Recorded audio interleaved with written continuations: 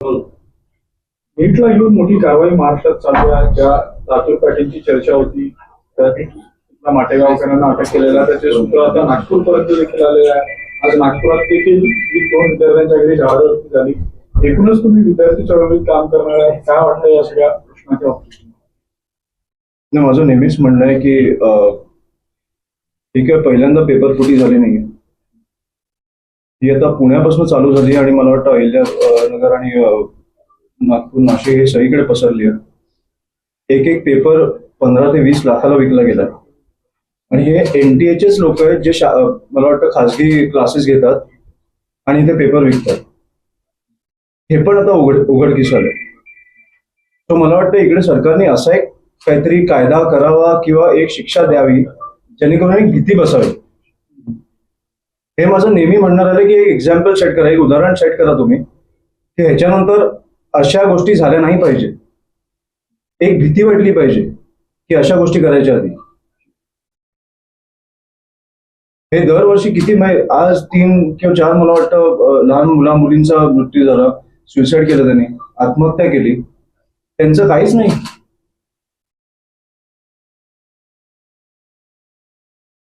आणि नीटचा विषय मला वाटतं 4-5 दिवस झाले. मला बरं वाटलं की तुम्ही हा प्रश्न विचारलात. हा प्रश्न चालू राहू द्या जोपर्यंत त्या लोकांना शिक्षा नाही होत. हे खूप बघितलं आपण, पेपर फुटी आणि सगळं.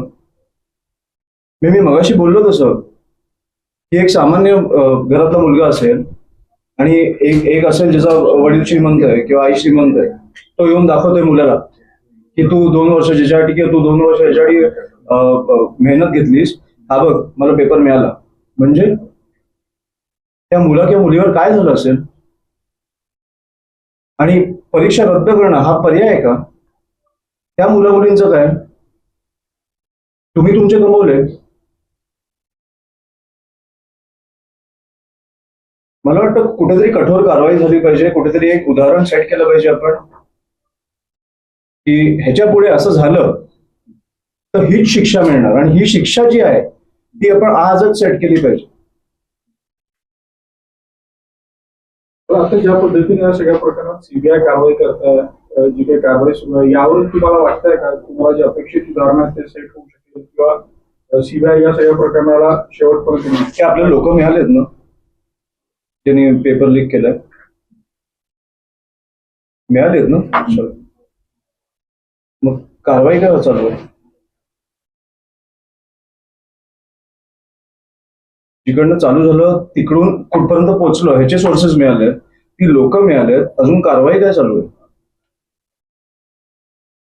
मला कळत नाहीये. हा कॉल मुख्यमंत्र्यांचा आहे. हे माझं राज्य आहे, मी हे असं पुढे हे घडून देणार नाही. एवढ्या मुलांचं आयुष्य मी बर्बाद होऊन देणार नाही. खूप सोपं आहे.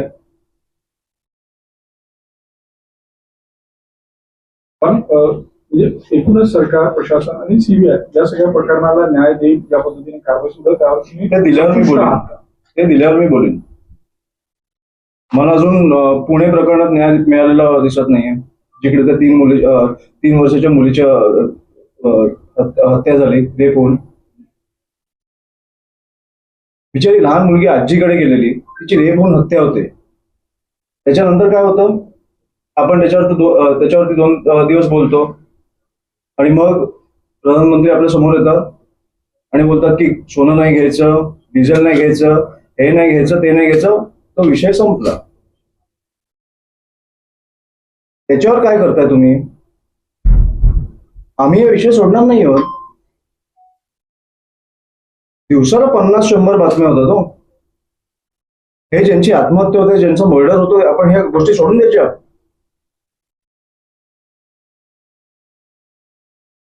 तर मी हा विषय सोडणार नाहीये. मी दर प्रेस कॉन्फरन्स मध्ये विचारणार त्या मुलीचं काय झालं, ज्यांनी हत्या केली त्या माणसाचं काय झालं.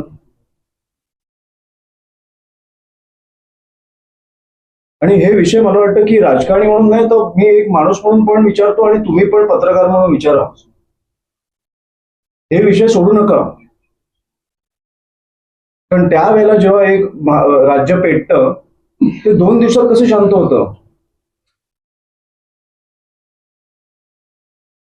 ह्या गोष्टीवर आपण लक्ष दिलं पाहिजे की ठीक आहे, राज्य शांत झालं, त्यांच्या अडचणी असतील, कारण डिझेल पेट्रोलवर गोष्टी आल्या असतील. सोनं एक तर कोण घेतं मला माहित नाही. 60% आपलं पॉप्युलेशन देशाचं हे पॉवर्टी लाईनच्या खाली आहे. गव्हर्नमेंटकडनं मला वाटतं हे जातं त्यांच्याकडे राशन. सोनं कोण घेतं मला माहित नाही, पण डिझेल पेट्रोल आता मला वाटतं पत्रकारांचेच मी अनेकदा पेट्रोल पंपवरती लोकांचे बाईट बघितले, सामान्य लोकांचे, की काय ज्या प्रकारे येऊन ते व्यक्त होत आहेत की तुम्ही तुमचा कॉन्वॉय कमी करा, तुम्ही तुमचे परदेशाचे ट्रिप्स कमी करा आणि मग आम्हाला सांगा ना. हे आपले 6 मिनिटाच्या अंतरावर जॉन इब्राहिम निघाले 6 बाईक्स घेऊन.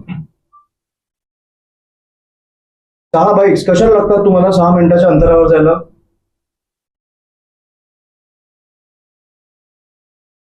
किंवा एक मंत्री बसमध्ये बसून निघाले, 20 गाड्यांचा कॉन्वॉय पाठी आहे. कोण भरतं यांचं पेट्रोल डिझेल? हे तुमच्या पैशातनं जातं. हे प्रश्न आपण विचारायला नको की तुम्ही सामान्य लोकांना का त्रास देताय? तुमच्यामुळे ही देशाची परिस्थिती झाली आहे. आता 15 वर्षानंतर 10-12 वर्षानंतर तुम्ही येऊन सांगताय की आता तुम्ही हे कमी करा, ते कमी करा, आता देशाला वाचवायची वेळ आली आहे, देशभक्ती दाखवायची वेळ आली. अरे कसली देशभक्ती? तुम्ही कधी दाखवणार देशभक्ती?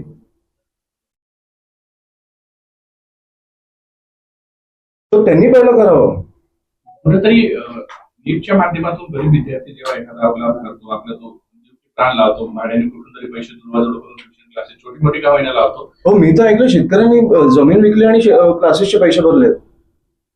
मी 2 ते 3 मला वाटतं माझ्या कानावर जे आलंय, शेतकऱ्यांनी जमीन विकली आणि मुलाचे किंवा मुलीचे क्लासेसचे पैसे भरलेत, कारण तो नीटची एक्झाम द्यावा, ती नीटची एक्झाम द्यावी. त्यांच्या आयुष्यात काय झालं असेल? पण कुठेतरी हेच श्रीमंत लोक जर अशा पद्धतीने ट्युशन क्लासेसचे किंवा पेपर, त्या गरीब विद्यार्थ्याचा अभ्यास किंवा त्याच्यावाली गुणवत्ता कुठे जाणार? त्याचं डोकं आहे, त्याचं डोकं सक्षम आहे. तुम्ही पेपर नका फोडू. हे आपल्याकडे वर्षोनवर्ष आहे.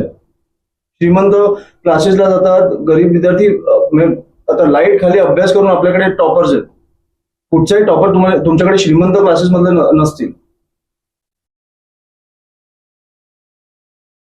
पण मला वाटतं की कोणी तुमच्याकडे येऊन उद्याचा पेपर दाखवला तर त्याचं काय खच्चीकरण होत असेल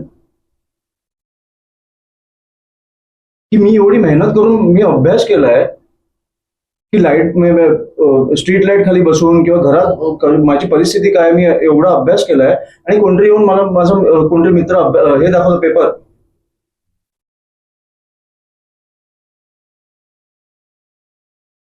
मी 750 मधला जो 650-700 साठी जो मेहनत घेतो, तो त्याच्याकडे 750 त्याचा मित्र येऊन त्याला 750चा पेपर दाखवलो की हा घे, माझ्याकडे आला.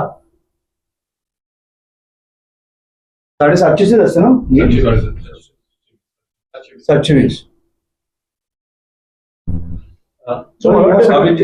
सॉरी. या सगळ्या प्रकरणात जे माटेकरांचं नाव आता समोर येतं, त्यांच्या विरोधात मनसे आक्रमक आहे. कालपासून तुमचे आंदोलन सुरू आहे, आज देखील आंदोलन सुरू आहे.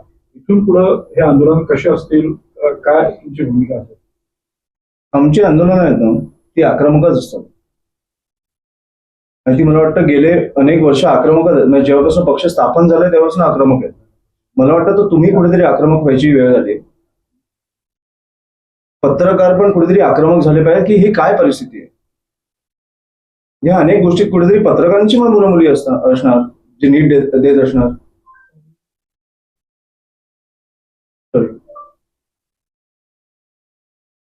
थोडं आक्रमकता आपण पण घेतली पाहिजे. हे विषय विसरलो नाही पाहिजे आपण. 3 मुलांनी आत्महत्या केली आहे. आपल्याकडे 3 मुलं म्हणजे ही सोपी गोष्ट नाहीये. मी तुम्हाला मगाशी बोललो, दिवसाला 5 ते 7 शेतकरी आत्महत्या करतायत. ही सोपी गोष्ट नाहीये. तुम्ही मगाशी मला बोललो मुख्यमंत्री नागपूरचे आहेत ना, मग इकडेच विदर्भातच मला वाटतं एवढ्या आत्महत्या होत आहेत आणि ते बाईकवर फिरतायत. किती दिवस चालला तो स्टंट?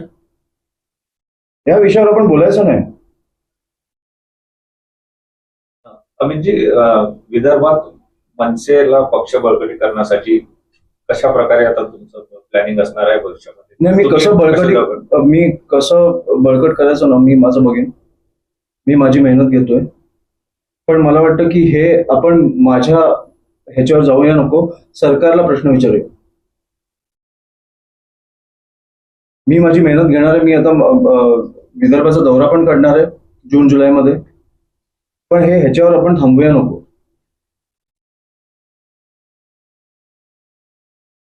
राजसाहेबांच्या मागे काय वर्ग उभा आहे हे मला माहिती आहे. त्या सगळ्यांना मी भेटणार आहे आणि इंडिव्हिज्युअल असेल तर इंडिव्हिज्युअल लेवलला भेटणार आहे. त्यांना एकट्यात बोलायचं असेल तर एकट्यात बोलतील. मी सगळ्यांना भेटून आपण पक्ष वाढवू. पण सरकारला जे प्रश्न विचारले पाहिजे ते विचारलेच पाहिजे.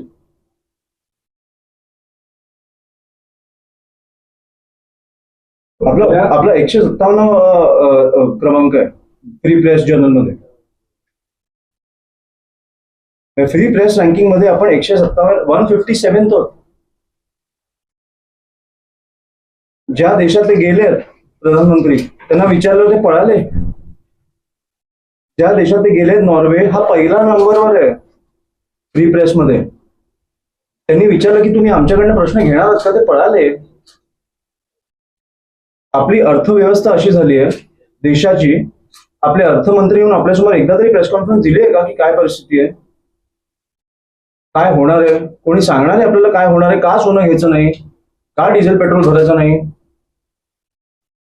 कोणी सांगणार आहे आपल्याला?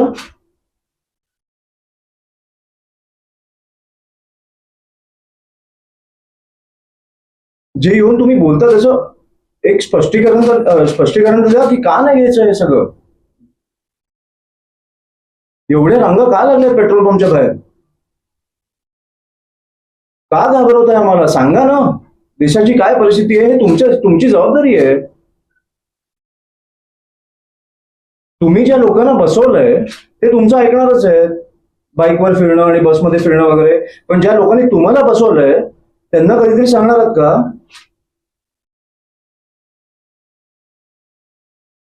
तर मला वाटतं त्यांना महत्व दिलं पाहिजे ज्या लोकांनी तुम्हाला बसवलंय.